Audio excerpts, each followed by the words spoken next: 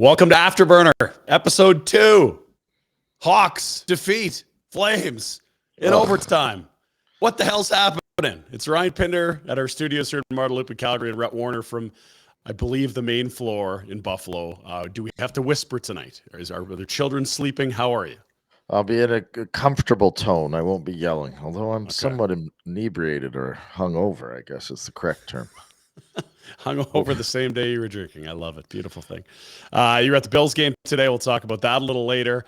We've got a couple segments to do here on the program, that including a brand new sponsor we're excited to unveil with you on the Afterburner here. But first off, just want to get your reaction to the loss to the Hawks, a game that they trailed 1-0 and 3-1 and 2-1. And yeah, they get a point, but they did lose to the worst team in the NHL, the worst. And that team's terrible. They really, yeah. They stink. The goaltending is awful. I mean, every shot is a rebound and a chance against. It's scary. If you actually played with any urgency and heart and effort, it shouldn't be a contest. That is a bad hockey team.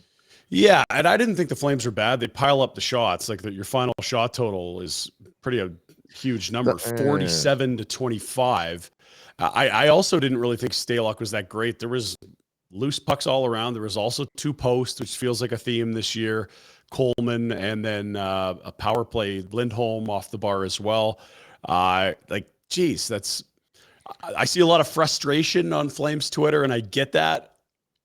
I think that frustration will fade if they can do a good job in St. Louis, where they play Tuesday and Thursday back-to-back games on the road.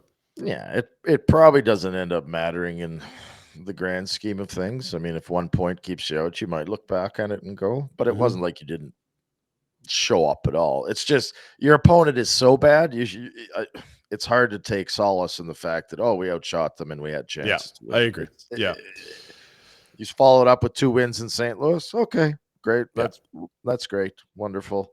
You're still piling up points and coming out on top most nights, but the Blackhawks are a bad team, and it's a game you should win. And if you followed up with a loss, now you start to go, fellas, you're pissing points away here.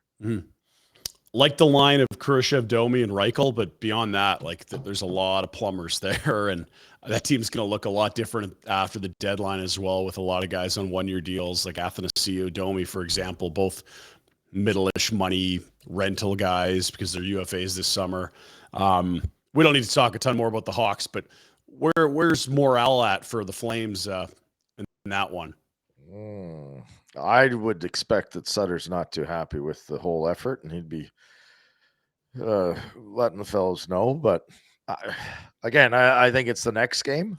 Probably you're at a point where the veteran group, okay, you guys, we didn't play. Let's get ready for St. Louis. Yeah. And we talked about it last week or going into the weekend. We both said it. It's one of those games where if you don't win, you get roasted.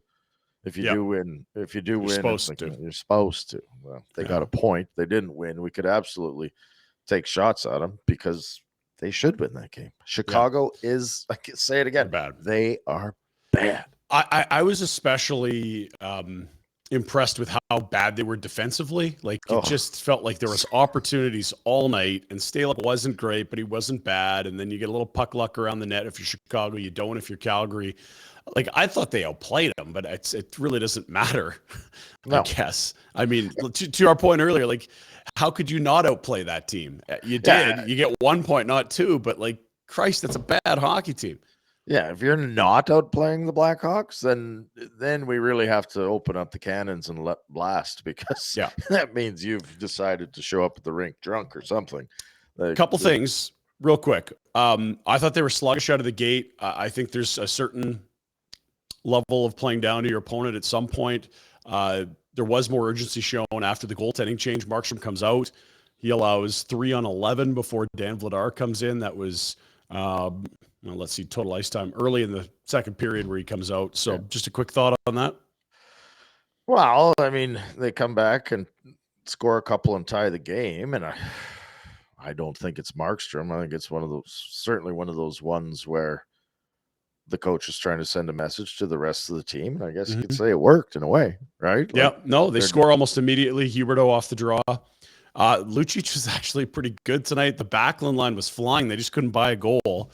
Poor Mangiapane. Like what kind of animal do you need to sacrifice to the hockey gods right now? But Like, doesn't it feel like once that dam breaks that there's going to be a flood of goals and points getting yes. put up, I right? mean, we could talk about the whole shooting percentage conversation, and we did like early December, but you're just seeing him around it even more now. And it's like Yeah. before, it's like, he's a little snake bitten, but you'd love to see him in the fabric of the game a little more. Now we're seeing that all the time, and not surprised that it's been with Backlund and Coleman where he played his best hockey last year too.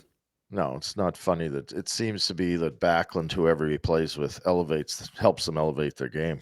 I mean, Ruzicka gets off that line, he can't produce like he was, right? Yeah, Like that's fair. Backlund is pretty good. I think he's one of those guys where you really enjoy playing with him because you can trust what he's going to do all the time. So, but yeah, I think, I mean, Mangiapane, you're hearing his name. He's pissing people off a little more. He is part of the fabric, like you said. So, matter of time. It's coming. All right, so we'll get back to the game in a moment. We'll award our cheers of the game as we will raise a glass to a particular flame tonight. Also, we will have our buy or sell. Cheers indeed. All right, good, very good. That looks like, is that a Caesar? Is that Sure. Wow? So you found Clamato south of the border. Good for you. Atta boy. Well, Tell us about your day, Rhett, before we get to the hockey. You're wearing the Bills gear for people just listening. You got the Bills hat, the Bills shirt. The Bills indeed did win at home over New England, and the regular season comes to a close with them playing some football and an emotionally charged game today with the opening kick got taken back. Unbelievable. That place was wild. Wild when that happened. People crying, cheering, clapping, screaming. It was awesome. Like it was a pretty cool one of those things too where you're like, geez, that's one of those meant to be kind of moments, Yeah. right? Like Higher power stuff. Yeah, exactly. So it was cool. But the retro, yeah, I woke up late because the shoveler went out on a booze run last night and got tipsy. So I had to watch the boys. I got up late. I wasn't going to go. And I said, why am I in Buffalo if I'm not going to the Bills game? I got no hockey, no kids hockey. So I bought some tickets. And me and a buddy left my house at like 11:40. By 12:40, we were in our seat, which is unheard of. Like, yeah, higher power was helping us out there too. He got a free jersey on the way in. Some dude, we're following this group in, just going, in the line. And some guy goes, "Hey, not me," to my buddy. "You got a jersey?" He's like, "Well, at home." He goes, "Here, take this one." And my buddy's like, "No, what are you talking? I don't want your jersey." He goes, "I've been doing it every game for 38 games straight. It's my good luck charm. Here, take what? it." Oh. See, that's Bills Mafia, right? Like it is like church there. It is bigger than everything else. That guy's, you would hate to do the math on it. He doesn't care. That's his donation in the collection plate to Bills gods. So it was good. I mean, it's kind of funny too. I mean, I'm certainly no football expert, but we're sitting at the game and the Bills are winning. Yeah. It's been pretty good. But they're not winning by enough, apparently, for most of the fans, right? Like, it's like, wow, why this? We should be blowing these guys, And at the end of the game, what was it, 35-23? Like, they put up a whole bunch of points, then one handily, and through most of it, people were like, ooh, tense about it because we're the Bills. And so, how are we feeling midday? Did we get a little siesta in there, Retro? Did you have a little naparoo? Yeah, I didn't have anything to drink. I had 2 coffees on the way, and then we started popping beers when we got there and had quite a few drinks. And they were going down good. And then on the way home, she was still hadn't eaten. Had to stop for some pizza. Had to pull over and grab some pie. So there was a few moments of that Hawks game too, where it's the Hawks. This is not that exciting right now. Guys had to be propped open. Crowd was a little bigger than I thought it'd be. Whatever, that's neither Yep. here nor there. And we'll talk about sort of the business of Chicago hockey later on with buy or sell for Newman Dean's Realty Group with CIR. We'll get to that later. Also, our cheers of the game. Did want to ask you about the special teams. It was a really good night. If I told you they'd get 47 shots and they'd go 2 for 3 on the power play and 1 for 1 on the penalty kill, you'd be counting 2 points, I'm guessing. Yeah, that's a W right there against the Hawks. Absolutely. Thanks for all of those things you just said. Totally expected. The loss. Oh, no. Wait a minute. What happened here? Weird. Okay, so it's the opener of a 5-game road trip. They get 1 point, not 2. There's 8 points remaining on the table. They've got 1 of the 10 available so far. We'll see how the rest of the roadie goes. Not a great game, not their worst effort.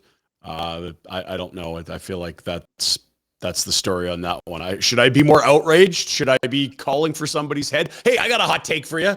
Why the hell's Daryl Sutter starting 2 defensemen in OT? Why are you getting like Tanev and Hanifin and Backlund out there? Well, you got to score in overtime to win, right? You don't. Well, it's not like who can get the clock to 0 without getting scored on the wins. And you have to score, but also who cares if Chicago does? Yes, right? I get it. Like, if it's McDavid and Draisaitl, yeah, I get it, right? Or if the point that you give up is important, even it's not. It's not Chicago. You're not going to be in a battle with them for anything. Like, go seize that point, right? Don't defend. Oh no, Chicago might get an extra point. Like, go get it. And like Hanifin had a break, and it's like coming wide. I'm like, damn it, I'd love that to be Dubé or you know, Blake Coleman or a forward. You know, Hanifin's going to get you 3 goals a year, and that's the guy you got out there. I mean, maybe I'm trying to get something hot takey here, but I don't understand, especially against Chicago, why you would the personnel that he rolls out to start overtime. Yeah, if you're playing Hanifin because he can skate, that's great. But playing with 2 forwards, please go ahead. Like, what are we talking about? No, I think that's a mistake, and I can't grasp why he would do that. I can't. Like, it's kind of like, well, you shouldn't lose to Chicago, but I don't understand what Daryl's thinking in that circumstance. Like, there's no upside. And so we're on the same page on that. There's some weird stats now that are starting to pop out. Like, again, the Flames have had a real tough time in overtime. I'll update that. It's a league-leading OT loss, I think, for them. But here's another wild one. They've peppered the crap out of teams, and maybe not the highest of quality, but 40-plus shots a lot this year. They've done it by 13 times, okay? They are 4-7-2. How nuts is that? Huh. Yeah, that's a weird. You can't make sense of that one at all. No, and I don't know that like you're due for positive regression. Like, you are going to start winning some of these, I think, or more than a third or whatever it is. Or is it because you have to go through those games, I guess, where they down a bunch to start. You know what I mean? Is the team you're playing against, are they up 3-1, so they sit back and let you shoot from outside? I don't know. Either way, doesn't. Quality of shots, I guess, more important. I don't know if you saw the news because it didn't affect the lineup tonight, but 2019 first rounder Jacob Pelletier was called up, as well as Walker Duehr yesterday. Brett Ritchie goes to IR. That opened up the spot for those two.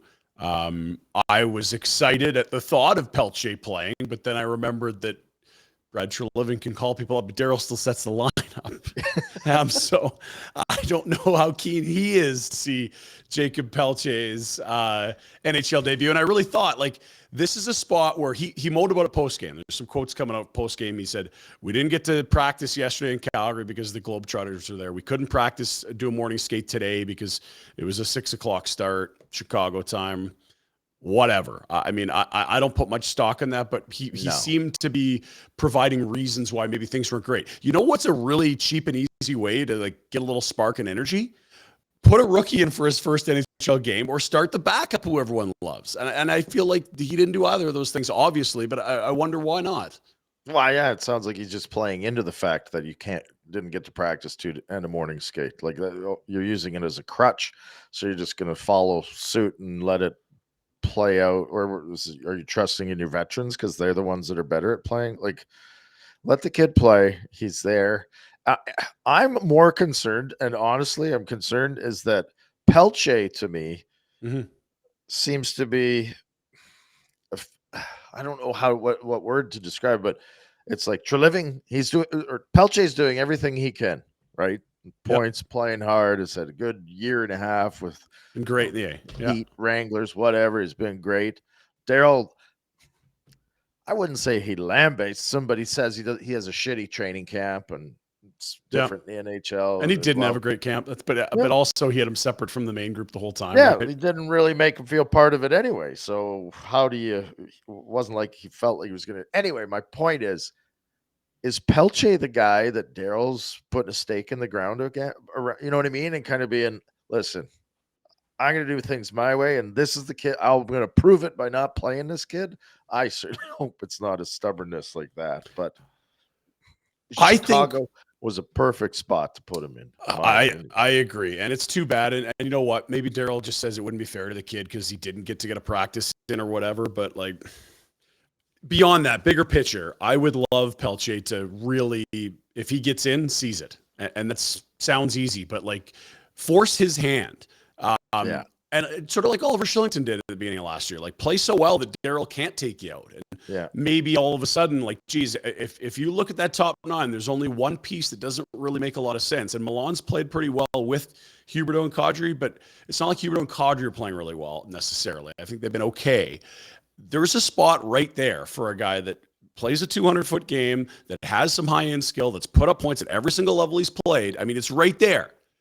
If somehow Pelletier can get into that spot, by God, take advantage and like force his hand, be the Shillington. 100%. And I mean, that's a role that Huberdeau and Kadri should relish too, is to take a kid like that and groom him and bring him along and want to play with him. I mean, he's going to be he's going to help create way more chances than Luch. Yeah, yes. Luch is Luch and this and that, and you respect what he's done, and that it's not a criticism, but he ain't going to do what Pelletier can do anymore. So, yeah, we've said it about the other guys.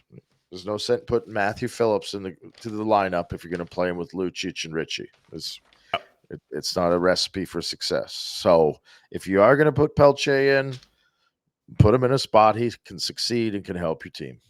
All right, it's Afterburner. Flames lose 4-3 in overtime. They get 1 point to start their 5-game road trip. We mentioned Daryl talking about ice. We've talked about his roster decisions in terms of goalie, not playing the rookie. Let's hear more from Daryl himself post-game from the United Center in Chicago. Should win. Take one penalty, score 2 power play goals, only give up a handful of shots. Should win the game. Why do you think you didn't? Because they scored a goal in overtime, make it 4-3. You make a goalie change at that point. I mean, did you like the response after that? Obviously. Well, Jonathan scored right away, so I made it 3-2. But you know, you're still. It's hard to score 4 goals in that hockey games. As this game goes along, I mean, are you happy with the way the third period goes? I mean, not find a goal, but just. Yeah. You know what? We got to take the point. Right? We didn't skate yesterday because the Harlem Globetrotters were playing in our building. We had to travel, and we couldn't skate this morning because 6 o'clock game. We better be thankful that we got a point, considering that a lot of our young players didn't show up. Lack of preparation. Right? Got to take them by the hand, some of these guys. Is that just a learning curve? I've been in the league for 1 to 6 years, some of them. So is that just a lack of preparation? Goalie change made to spark the team, or was it? No, their goaltender was out playing ours at that time. It was evident on the scoreboard, shot clock. All right, that's courtesy of the Flames Twitter account there. Post-game comments from Daryl. Interesting, he referenced at the end there, I hadn't seen that quote yet, that the goalie pull was because the goalie was getting outplayed, not to swing momentum, which is not what he would usually chalk that up to, I imagine. He could say what he wants. I don't know. Yeah. But he followed up with pointing out that the Flames were out shooting the Hawks, and maybe how many shots did Markstrom? I don't even know what he had against. 11. So I mean, it's not a good performance. No, if you blame him, but it's not. There wasn't any egregious goals against. You just wish there wasn't 3 on 11. Yes, exactly. So, And again, it doesn't matter. He might be right. He might be right that it didn't practice, didn't have morning skate. Not everybody showed up, and we got a point. So He didn't seem too upset. I mean, he seemed upset with the fact with something. Well, he pointed out the young guys didn't show up, and you got to hold their hand to get them. It's like, and maybe I didn't notice Ruzicka enough. Yeah, that's fair. Right? Like there's a couple guys. Yeah, Dubé could have been better. Didn't notice him a ton. But on the other hand, are they the ones that are supposed to be stirring the drink, and how much ice time are they really getting? So I guess it depends who he's talking about, right? Yeah. But yeah, you should beat that team. They played them 3 times last year. They won them all. Now look, you're going to get them another 2 times this year, and you might have taken 5 or 6 points, and that's fine. That's probably what's going to happen to most teams who play the Hawks 3 times. They're going to get, 5. You take 5 points out of 6, yes, but you drop the first one in overtime, and that stinks. Yeah, it stinks. It's over. It's a game that I don't think that throw the tape away.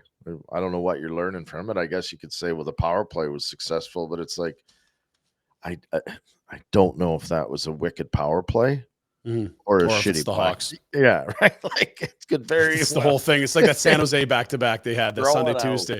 Yes.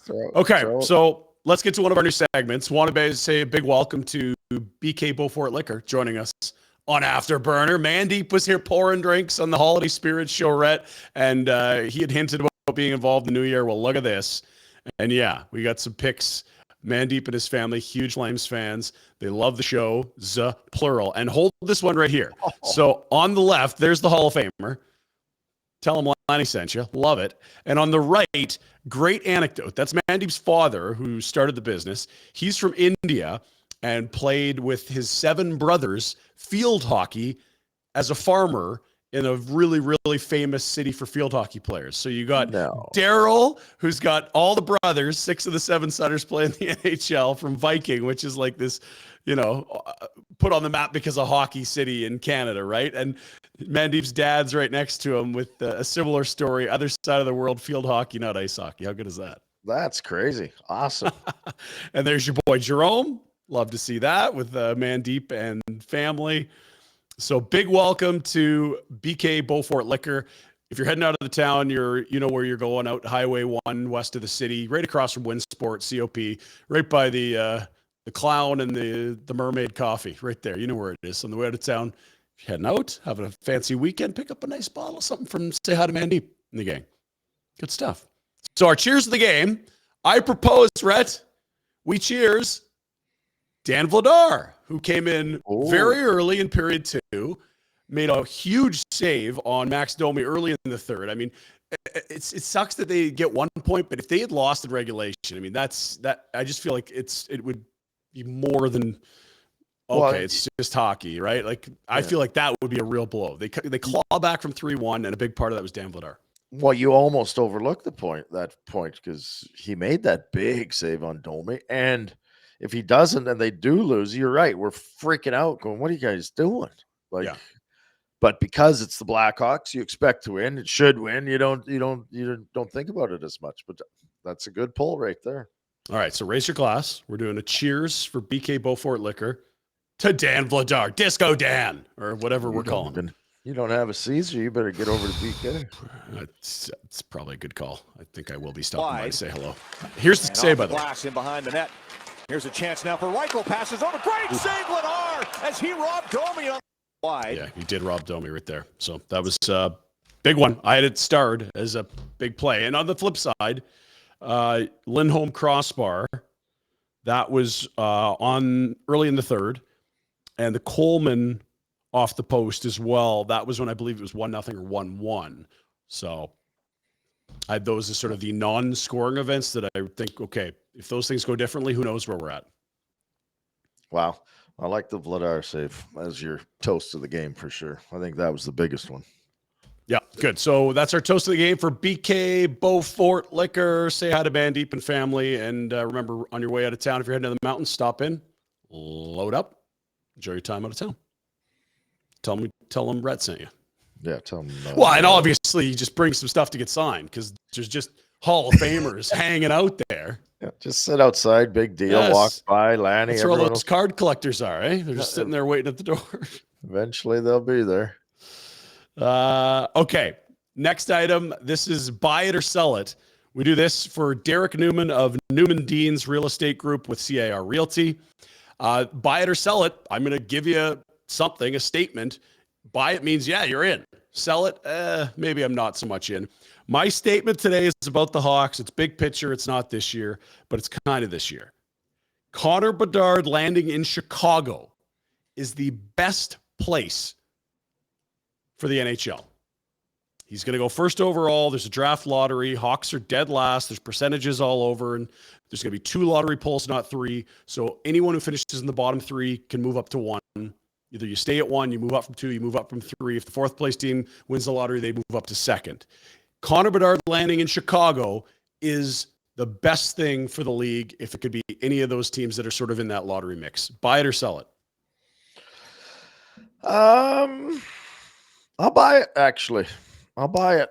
And I'll give you some context and you can echo it or we can fight. But this is a huge market. That is I believe the 2nd largest building in the NHL behind, I think, only Montreal. When Chicago is good, that's a building. That is a place. That is a city that loves hockey. And when the Blackhawks are on the map and when the Blackhawks have superstars, and I know Kane and Taves, but it just feels like that would be the perfect outcome from the NHL because A, you're getting a shitload of revenue coming in with sellouts, jerseys, big crowds, theoretically playoffs down the line. But more than that, it just feels better when the Hawks are real good. That, yes, okay, I think you want those original 6 teams to be playing well for whatever reason. I think I'm buying my and one other thing that you don't think about and stuff like that is the time zone they're in. Yeah. Right. Like it works for both sides. You get he's a yep, coast to coast because well, and that's a good point because Anaheim and San Jose are right in that mix. He'll get lost on the East Coast if he's playing 10 o'clock puck drops on East Coast. Exactly, and they don't like there'd be tons of fans that have never watched Zegras or any of those guys play on the West Coast, and it's just the way it is. That's why having a guy in Chicago in that time zone. That's another point to the, what was the game we're playing? Buy it or sell it? That's another reason to buy it because that's going to help move the needle across the whole spectrum of fan. Every city is going to be able to watch him because of the time zone he's in. Yeah. Newman Dean's Realty with CAR. It's Derrick Newman. Give him a shout. 403-619-6661. That's 619. 661. If you want it's really simple in terms of who's in, who's out. It's the upside down standings, right? The inverse standings. Chicago's dead last in the league. So this isn't like a Hail Mary type thing. They have the highest probability of this happening. I think you want your stars in big markets. I think this kind of a star, I mean, it would just dovetail perfectly into this life cycle of the Hawks. They were so dominant. Yep. 3 cups in the 10s. They've faded the last 5 years. There's been some scandals which have not been good, and that's their fault, and they deal with it. But a reset of sorts with a new star. I imagine Kane will not be there next year. I doubt that Jonathan Taves is a career Hawk. It would feel like a reset on the ice, and that doesn't mean the bad things went away, but I feel like that's an organization that could use that reset on and off the ice. Certainly a group that could.